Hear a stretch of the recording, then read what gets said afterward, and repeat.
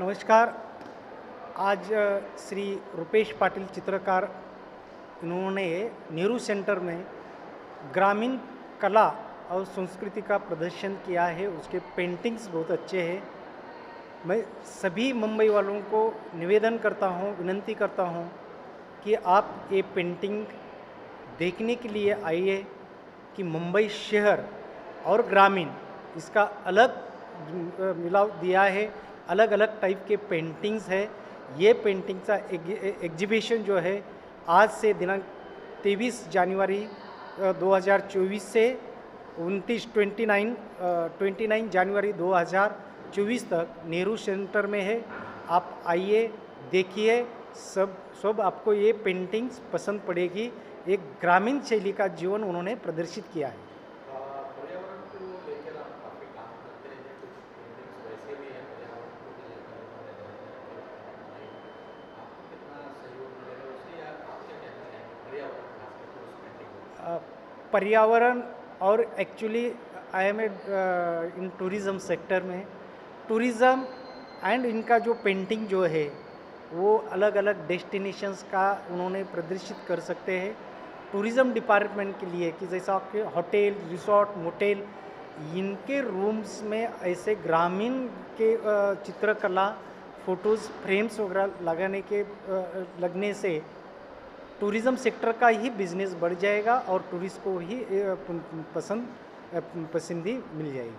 और बहुत सारे ऐसे कलाकार हैं जो ज़मीन से जुड़े हुए कलाकार हैं, उनको एग्जीबिशन या पेंटिंग शोकेस करने के लिए जगह नहीं मिलता है, ऐसे ऐसे विषयों पर भी थोड़ा क्या लगता है? ये जो कलाकार आर्टिस्ट जो है उनको सपोर्ट करने के लिए tourism being as a tourism Konkan division में हम एक साथ काम करेंगे।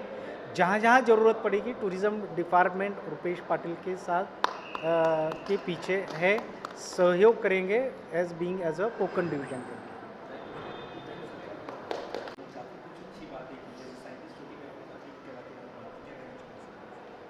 तो मैं यही कहना चाहता था कि दुनिया भर में वैज्ञानिक जो डेटा लेके आते हैं, ओके, उसका एक स्ट्रक्चरिंग, उसका एक विजुअल कलाकार कर पाते हैं।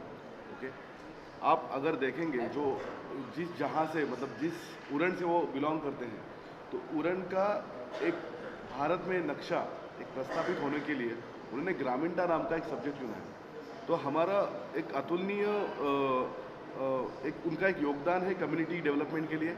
उसी समय मैं अपेक्षा करूंगा कि जहाँ पे हमारा कम्युनिटी का नक्शा प्रस्तावित हो रहा है दिवा पटेल अंतर्राष्ट्रीय एयरपोर्ट पे, वहीं पे इनका भी एक योगदान आर्ट गैलरी से कुछ पिक्चर्स है वहाँ पे इस्टेब्लिश हो, ये मेरी विनती रहेगी और उसके लिए हम एक निवेदन जल्दी ही देने वाले हैं। वैसे ही जो टॉपिक इन्होंने चुना है उसमें ये दिखाता है कि हम जग भर में, हम एक इंडियन है, इंडिया में एक महाराष्ट्रियन मराठी है और यहाँ पे हम भूमिपुत्र हैं।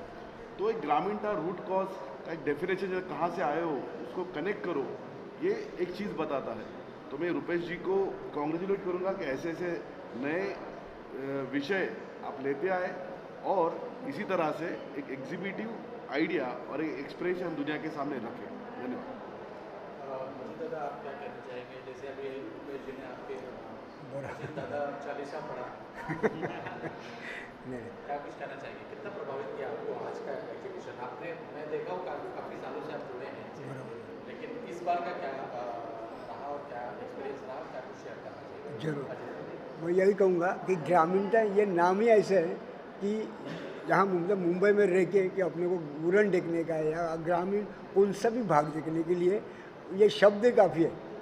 और ये शब्द अभी आप चित्रकार देखेंगे तो उसमें सीधा दिखाई देता है कि ग्रामीणता क्या है, और ये उन्होंने अपने कलाकारी से दिखाई है। और मुंबई के सभी लोगों को मैं ऐसा कि जो चित्रकार जानते हैं उन्होंने यहाँ जरूर आके वो देखना ज़रूरी है। और इन्होंने बोला ना कि अगर वो एयरपोर्ट पे चित्र लगना ज़रूरी है ना, तो सच्ची होता है कि वो लगना ही है। तो उनके लिए अगर कोशिश करूँगा तो मैं स्वाक्षरी मुहिम लूँगा मुंबई से, ये ऐसे ये आदमी का चित्र उधर लगना ही चाहिए, और मेरा शुभकामनाएं उनके साथ है। आपको लगता है आपको जीते जी हो जाएगा ये? जरूर जरूर जरूर, जो भी चलेगा, जो भी है, लेकिन खौफ तो रखता हूँ ना कि होना जरूरी है बस। विकास जी, क्या कुछ कहना चाहेंगे आज एग्जीबिशन को लेकर? आज जैसे आपने अपने वक्तव्य में कहा कि दो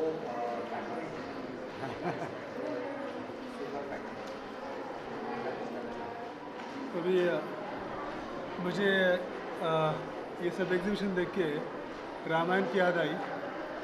जो प्रभु श्री राम है, वनवास जाके वापस आने के बाद जो हमें आनंद हुआ, तो इसलिए आनंद हुआ कि वो वनवास गए थे। अगर वो अयोध्या में ही रहते तो शायद हम ये सेलिब्रेशन दिवाली नहीं करते। तो हम मुंबई में रहते हैं, लेकिन हमको रूरल एक्सपीरियंस चाहिए हमारे घर में। तो रुपेश जी ने एक हमारा भारत का जो ग्रामीण जो लाइन है उसको हमारे घर में लेके आ रहे हैं। तो उसकी तरफ देख के हमको हमारे विलेज की तरफ जाने की इच्छा होगी।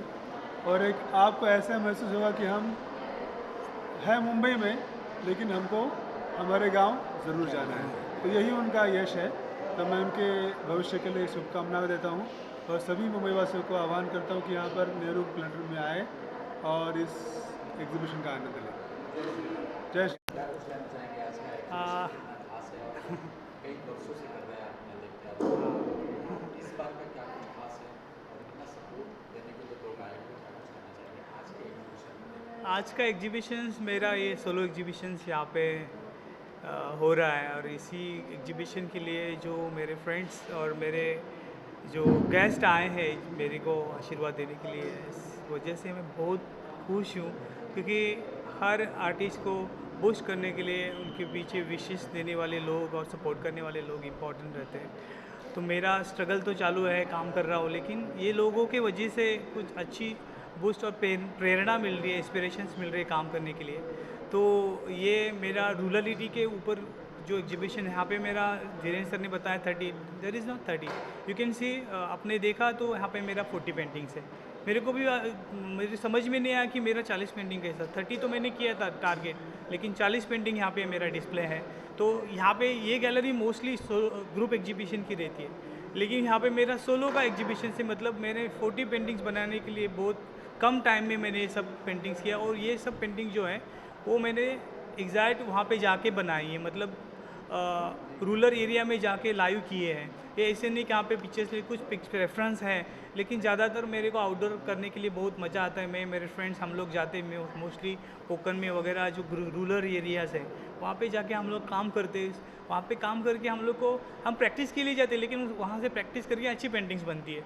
तो वो पेंटिंग हम लोगों के लिए यही एक मतलब स्पेस है, यही एक हमारी जगह है जहाँ पे हम हमारा पेंटिंग राइज कर सकते हैं। मतलब इन home if we can store our paintings in home, it will be not a great value, it will become in galleries, it will be rise high. So that's why paintings exhibitions gallery में लगती है तो लोगों को अच्छा लगता है। तो उससे पता चलता है कि देखो हम लोग एक आइडल लाते हैं और वो मंदिर में लेके जाते हैं। मंदिर में जब वो आइडल जाते हैं तो उसका जो ग्लो रहता है, हम लोग गणपति बिठाते हैं, कितना अच्छा लगता है। वैसा हम लोगों को आज मेरे को ऐसा लग रहा है कि जो मेरा जो फेस्टिवल्स रहता है वैसा ही मेरे को लग रहा है कि गणपति या दिवाली जैसा एटमॉस्फेयर है, सब लोग आ रहे हैं और मेरे को विश कर रहे हैं। एक पॉजिटिव थिंकिंग, मतलब जो लोग आएंगे वो अच्छे मन से यहाँ पे आते हैं, तो वो विशेष हम मेरे को अच्छी पॉजिटिविटी बनाने के लिए और मेरा काम अच्छा होने के लिए, और ये मेरे लिए बहुत अच्छा हो रहा है। I am really happy for that.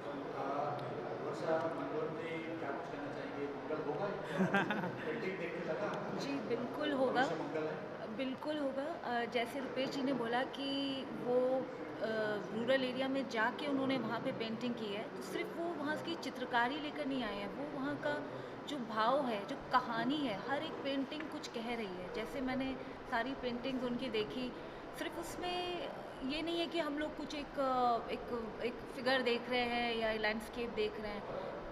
अगर ध्यान से देखें तो उसमें एक स्टोरी दिखेगी, कहानी दिखेगी, और जो रुपेश ने उसे बहुत ही अच्छे से उसको उसमें प्रेजेंट किया है पेंटिंग में अपने।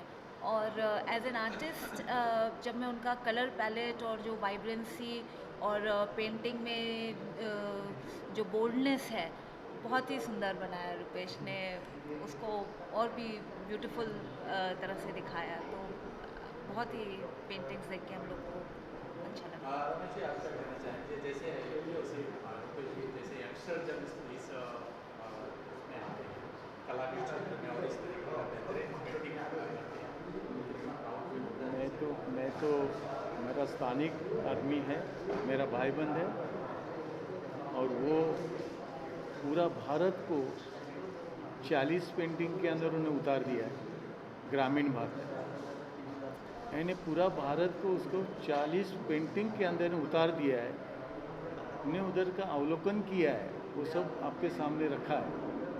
मुझे ये चीज़ का, मेरे भाई का, मेरे भूमिपुत्र का, भगवान को ये मैं प्रार्थना करूं कि दिन ब दिन वो बढ़ते रहे। और ये सब चीज़ का मैं सुना हूँ कि और देखता हूँ कि महाराष्ट्र शासन ये सब चीज़ के ऊपर अच्छा अभ्यास कर रहा है और उसका वो उसका चीज़ होना चाहिए और मेरा भाई दिन में दिन आगे बढ़ना चाहिए, मेरी कामना है और ये कामना जल्दी से पूरी होगी ऐसी मैं उम्मीद रखता हूँ और भगवान से प्रार्थना करता हूँ। रुपेश जी, कितने दिन का है ये एग्जीबिशन? एग्जीबिशंस 23 से मतलब आज से स्टार्ट होगा तो 29 तक है।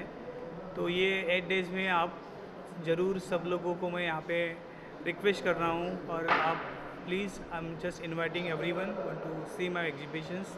There are the 40 paintings, 40 painting आप लोग को देखने को मिलेगा रूरल एरिया पे, ये रूरल एरिया का है और वो आपको बहुत पसंद आएगा। तो सब लोगों ने ये गैलरी में आना चाहिए।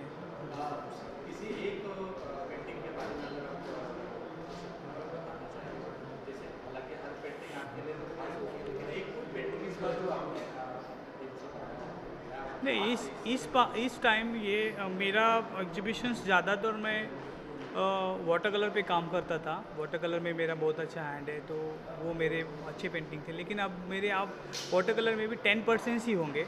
लेकिन ये एग्जीबिशन में आपको पता चलेगा, आप सब एक पेंटिंग्स देखा तो पेस्टल्स जो मीडियम है वो मैंने अच्छे तरीके से हैंडल किया है, उसमें अच्छे काम मेरे हो रहे। तो जो पेस्टल के जो पोर्ट्रेट्स है वो मेरे को सबसे पसंद यहाँ पे हैं।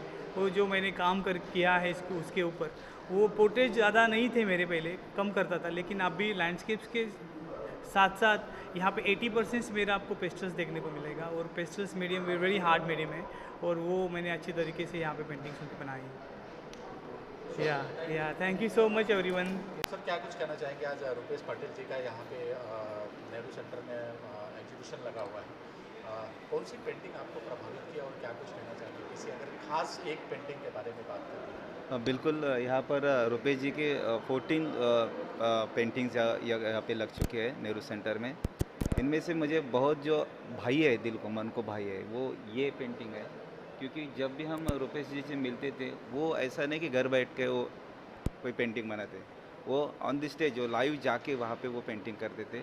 जब ये पेंटिंग चालू थी, यह हमारा करंजा एरिया है, वहाँ शीशोर है, वहाँ पे जो बैलगाड़ा वगैरह पर आपको दिख रहा है, वो वहाँ पर 8-8 घंटे बैठकर वो जो चित्र बनाया उन्होंने, बहुत मेहनत और शिद्दत के साथ वो बनाते हैं। और स्पेशली आप देख सकते हैं कि वो सब जो नेचुरल नेचर है उन्होंने यहाँ पर उतारा है। जो बोट है, बैल है, वो जो आदमी लोग दिख रहे बोट दिख रहे, जो पानी और ये छोटी छोटी बारीकियाँ हैं ना, वो उनकी चित्र की खासियत है। हम जब भी किसी भी पेंटिंग में हम देखेंगे तो वो खासियत दिखते, वो नज़ाकत रहती है पेंटर की।